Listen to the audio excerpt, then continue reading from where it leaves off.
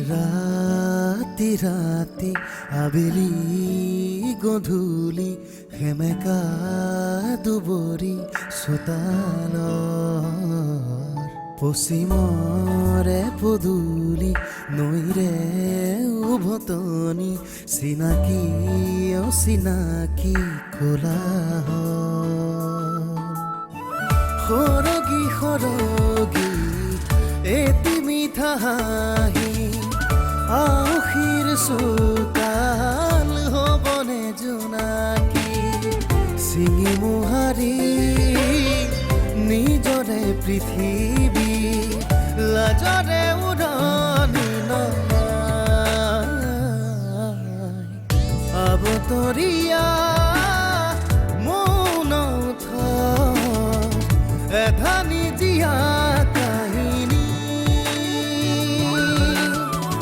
এপাহি সুখৰ এপাহি দুখৰ নিয়ৰৰ ফুল বুটলি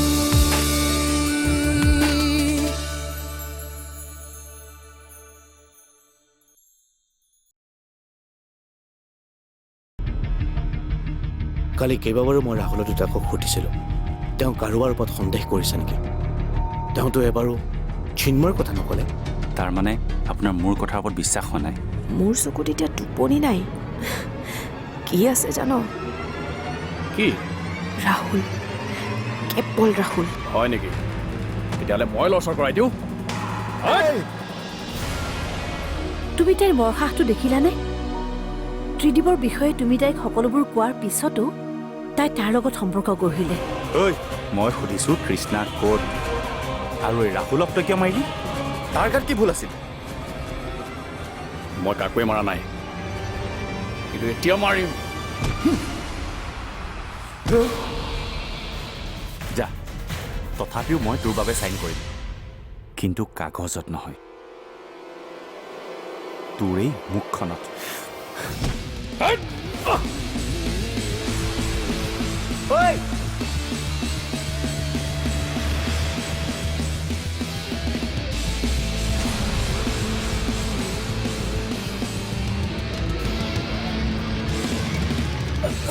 এইবোৰ কি হৈছে ইয়াত কি হৈছে এইবোৰ কি হৈছে ইয়াত চাৰি পাগল হৈছে মোক মিছা অপবাদ দি মাৰপিট কৰিছে হে চাওক ছাৰ তেজ লাগিছে মোক ই কৃষ্ণাক লুকুৱাই ৰাখিছে ইয়াক এৰেষ্ট কৰক আদি কাৰ লগত কি কৰিব লাগে মই ভালদৰে জানো চিন্ময় কৃষ্ণা ক'ত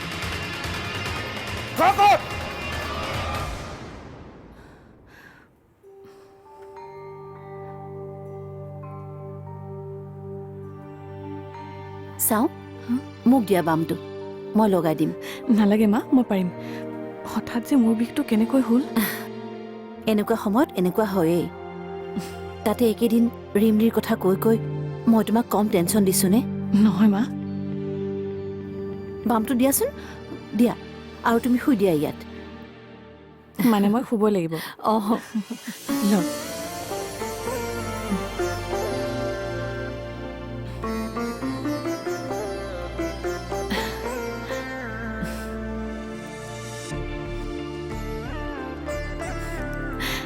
মা আপুনি মোক একো টেনশ্যন দিয়া নাই আমি ঘৰখনত থকা সমস্যা এটাৰ কথাহে পাতিছোঁ আৰু আমি এই সকলোবোৰ সমস্যা একেলগে মিলিজুলি সমাধান কৰিব পাৰিব লাগিব নহয় জানো সঁচা কথা এটা কওঁ কওক মা এতিয়া মোৰ প্ৰতিটো কামৰে লগৰী তুমি মোৰ সাহস বিশ্বাস শাহু হিচাপে নহয় আজি তোমাৰ মা হিচাপে মই তোমাৰ পৰা এটা বস্তু বিচাৰোঁনে মা হিচাপে নহয় আপুনি মোৰ মায়ে হয় আৰু মই আপোনাৰ ছোৱালী আৰু মোৰ মা এতিয়া যি বিচাৰিব মই তাকেই দিম সময়ে অনাগত দিনত যি খেল নেদেখুৱাওক কিয় আমাৰ সম্পৰ্কটো যাতে সদায় এনেকৈয়ে থাকে না মই তোমাৰ পৰা আঁতৰি থাকিম না তুমি মোৰ পৰা আঁতৰি থাকিবা পৰিস্থিতি লাগিলে যেনেকৈ নহওক কিয় আমি মাক জীয়েক সদায় একেলগে এইখন ঘৰত থাকিব লাগিব নহ'লে নহ'লে যিকোনো অথন্তৰ ঘটিব পাৰে এয়া মোৰ কোনো অন্ধবিশ্বাস নহয় অৰুন্ধতী এয়া মোৰ মনৰ বিশ্বাস কোৱাচোন তুমি মোৰ লগত থাকিবানে?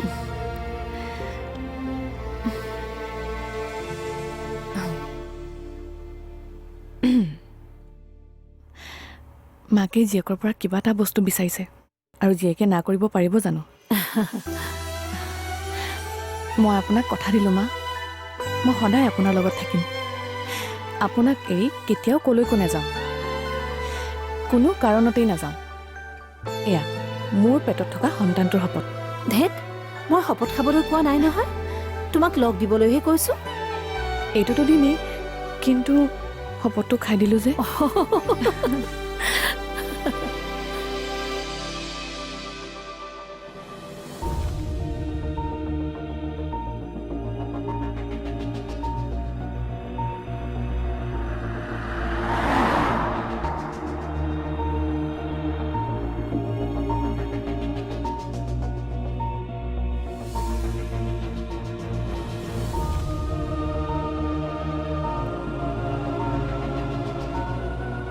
আদিত্য, তুমি কি কোৱা? ৰাহুল বাৰু বাচি থাকিবনে?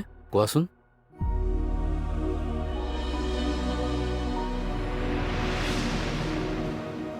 তোমাক মই কি কৈছিলোঁ আৰু তুমি এইবোৰ কি কৰি আছা? তুমিতো এনেদৰে ৰাস্তাত মাৰপিট কৰিবলৈ গুণ্ডা নহয়।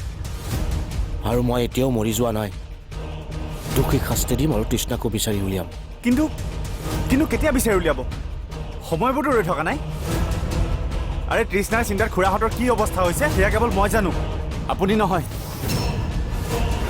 বেমাৰী মানুহজনে বেমাৰী দেখাত ইয়াৰ ওচৰলৈ তৃষ্ণাক বিচাৰি গৈছিল আৰু ই বাষ্টাৰ্ডে।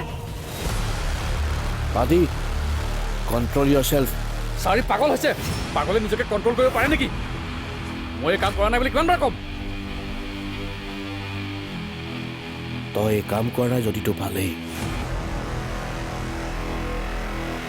এবাৰ ৰাহুলৰ চেঞ্জ কৰি আহিবলৈ দে। সি মোক খুলিলে তেতিয়া সকলোবোৰ স্পষ্ট হৈ পৰিব। আৰু তই যদি এই কাম কৰিও নকৰাৰ ভেকচন ধৰি আছ, এই জীৱনত এই ৰাজহাড়ডাল লৈ তই মোৰ ওচৰত থিয় হ'ব নোৱাৰিবি। গোটেইডাল বেকা কৰি টুকুৰা টুকুৰ কৰি পেলাম। আৰু ৰাজাৰ অবিহনে তইনো কেনেকৈ ৰাজ কৰ সেয়া ময়ো চাম। এতিয়া মোৰ গাড়ীত বহ।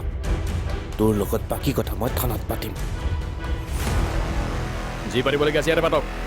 ই কোচত মোক খানা দিব। হা, মই জানো তুমি অলৰেডি সকলো গম পাইছাই। ত্ৰিদীপনো কোন সেইটোও তুমি জানা। মাথো নজনাৰ ভাওহে জুৰিছা। মা, মই ত্ৰিদীপক ভাল পাওঁ। সদায় কেনেকে হাঁহি মাতি ফূৰ্তি কৰি থকা ল'ৰাটো এটা জঠৰ মূৰ্তি বনাই পেলালে। সি আৰু ভাল নহয় বুজিছা। মই তাক হেৰুৱালো বুলিয়ে ধৰিলোঁ বাৰু।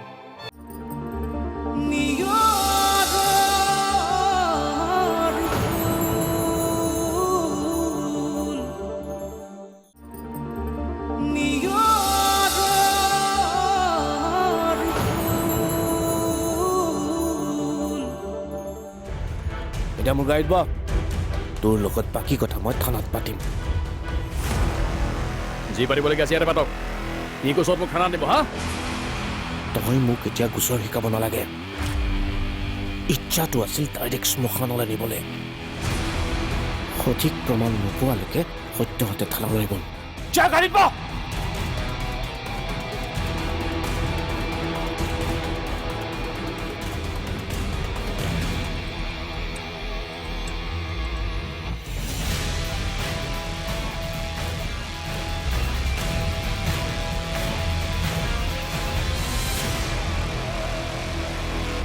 আপুনি ইয়াক এৰি নিদিব। ইয়াৰ বাহিৰে এই কাম আন কোনেও কৰা নাই। মোৰ ওপৰত আপুনি বিশ্বাস কৰক। বিশ্বাস কৰিছোঁ, কিন্তু মোৰ এই চাকৰিটো এই বিশ্বাসৰ দ্বাৰা নচলে। মই চিন্ময়ক এতিয়া কেৱল সুদ বছৰৰ বাবেহে থানালৈ দিছোঁ। তাৰ এগেইনষ্টত এতিয়াও কোনো এজাহাৰ নাই। পাৰা যদি তুমি ভিক্টিমৰ ফেমিলিৰ পৰা এখন এজাহাৰ দিয়াৰ ব্যৱস্থা কৰা। তাৰ পিছত এই চিন্ময় কোন ফালৰ পৰা কেনেকৈ বচাম তুমি মাত্ৰ চাই থাকা।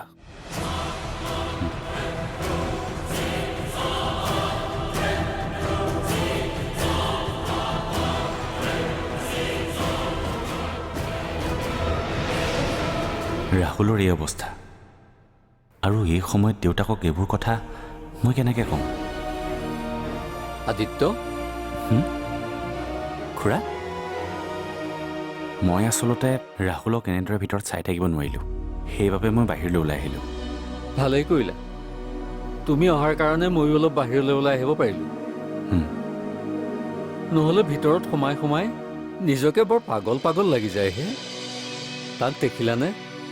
সদায় কেনেকৈ হাঁহি মাতি ফূৰ্তি কৰি থকা ল'ৰাটো এটা জঠৰ মূৰ্তি বনাই পেলালে। সি আৰু ভাল নহয় বুজিছা। মই তাক হেৰুৱালোঁ বুলিয়ে ধৰি ল'লোঁ আৰু।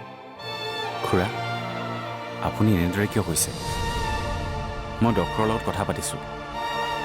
ডক্টৰেতো কালিতকৈ বহুত ভাল বুলি কৈছে আৰু দৰৱেও কাম কৰিছে। নাজানো কি কাম কৰিছে।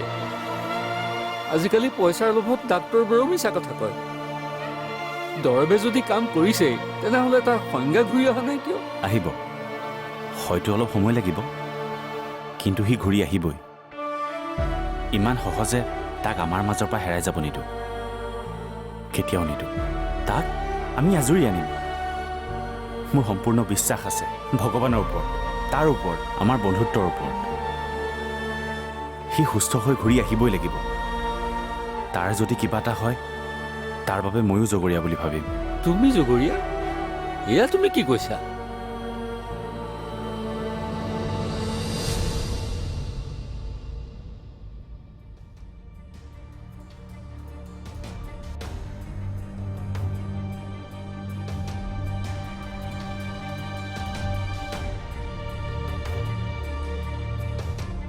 মা, আহিলি? মোৰ ফোনটো ক'ত মা? তোৰ ৰুমতে আছে। তুমি মোৰ ফোনটো ৰিচিভ কৰিছিলা। ত্ৰিদীপে ফোন কৰিছিল আৰু মই তাকে লগ কৰিবলৈ গৈছিলোঁ। আচ্ছা, এই ত্ৰিদীপ কোন? তোৰ লগৰ ফ্ৰেণ্ড নেকি?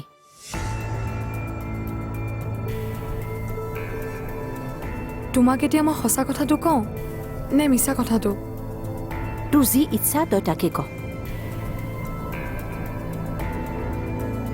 মই জানো তুমি অলৰেডি সকলো গম পাইছাই। ত্ৰিদীপনো কোন সেইটোও তুমি জানা। মাথো নজনাৰ ভাওহে জুৰিছা। মা, মই ত্ৰিদীপক ভাল পাওঁ।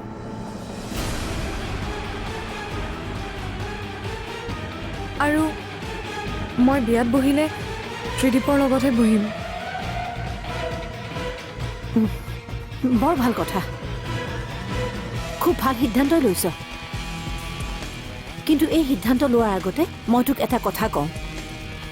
এইখন ঘৰত সিদ্ধান্ত লোৱাৰ অধিকাৰ তোৰ নহয়, তোৰ দেউতাৰৰহে। গতিকে তোৰ প্ৰেমৰ বিষয়ে প্ৰথমে দেউতাৰক অৱগত কৰ। বাকী থাকিল মোৰ মনৰ কথা।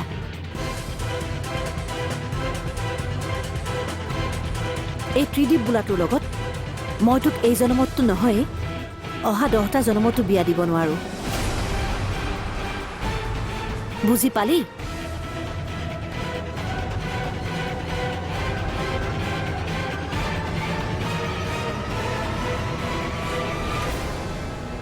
মা, 10টা জনমৰ কথা মই নাজানো, কিন্তু এইটো জনমত মই তাৰ লগত বিয়াত বহিমেই। And it's final. তৃষ্ণাও ঘূৰি আহিব আৰু আমাৰ ৰাহুলো সুস্থ হৈ উঠিব। হেৰা, কথাবোৰ তুমি ভবাৰ দৰে হ'লেই হয় আৰু।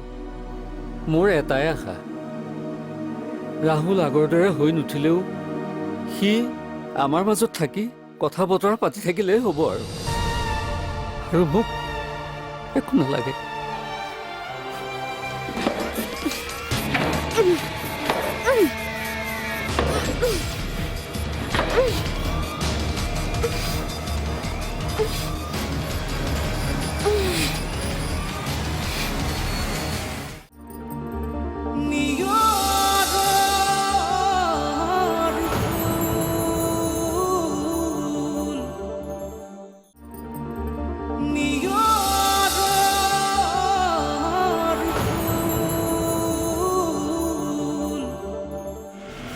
তুমি নিজকে দোষী বুলি নাভাবিবা।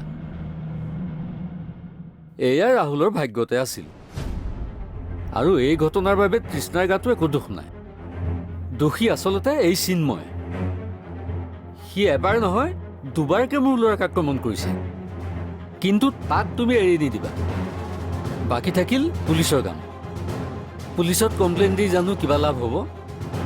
ইয়াৰ আগৰবাৰতো পুলিচক কমপ্লেইন দিছিলোঁ, একোতো নকৰিলে পুলিচে। এইবাৰ আগৰবাৰৰ দৰে নহয় খুৰা। ইন্সপেক্টৰ কল্যাণক আপুনিতো চিনি পায়। এইবাৰ তেওঁ আমাক সহায় কৰিব। তেনেহ'লে মই চিন্ময় এগেইনষ্টে আজিয়ে এজাহাৰখন দিম। থেংক ইউ খুৰা। আমি এইখন যুঁজ জিকিবই লাগিব। তৃষ্ণাও ঘূৰি আহিব আৰু আমাৰ ৰাহুলো সুস্থ হৈ উঠিব। হেৰা, কথাবোৰ তুমি ভবাৰ দৰে হ'লেই হয় আৰু। মোৰ এটাই আশা, ৰাহুল আগৰ দৰে হৈ নুঠিলেও সি আমাৰ মাজত থাকি কথা বতৰা পাতি থাকিলেই হ'ব আৰু মোক একো নালাগে।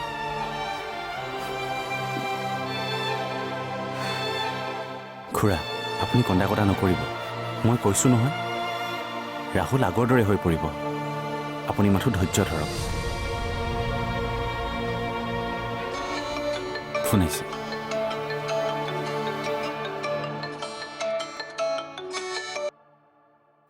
হেল্ল'। হ'ব মই গৈ আছোঁ ICU ডাক্তৰে মাতিছে। বলক, লগত ময়ো গৈ আছোঁ। বলক। বলক।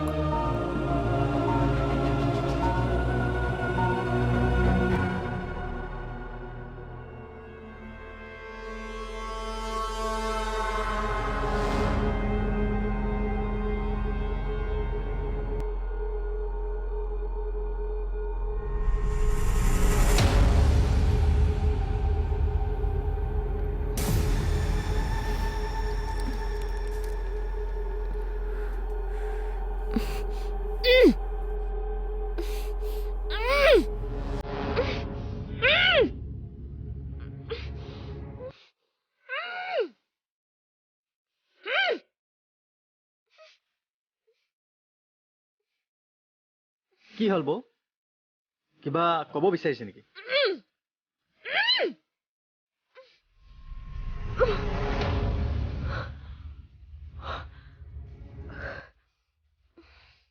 মোৰ মূৰটো বিৰাট বিষাইছে। প্লিজ টেবলেট এটা আনি দিয়া। টেবলেট আকৌ ক'ৰ পৰা আনি দিম? মোৰ ওচৰত টেবলেট নাই। মোক বৌ বুলি মাতিব পাৰা, মোৰ কাৰণে টেবলেট এটা আনি দিব নোৱাৰা? বিষত মূৰটো ফাটি যাওঁ কৰিছে, সেইবাবেহে কৈছোঁ। মই বুজিছোঁ, কিন্তু টেবলেট আনিবলৈ ফাৰ্মাচীলৈ যাব লাগিব। বছে গম পালে। মই যদি ইয়াত মূৰৰ বিষত মৰি থাকোঁ, কাক তুমি বৌ বুলি মাতিবা? আৰু মই যদি মৰি যাওঁ, তোমাৰ বছে তোমাক সুদাই এৰিব। বৰ চিন্তাত পেলালে দেই। ঠিক আছে, মই টেবলেট আনি আছোঁ।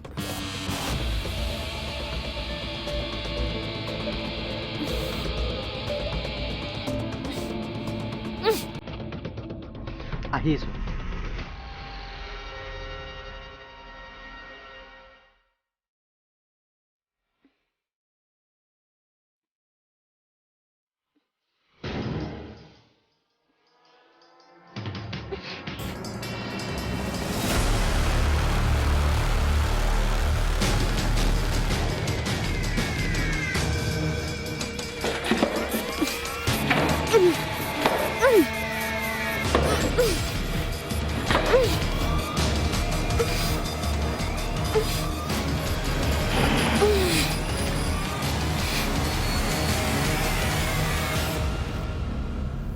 তল খৰা নিয়ৰে চেনেহৰ মালা গাথে অজান খোজৰ পৰশ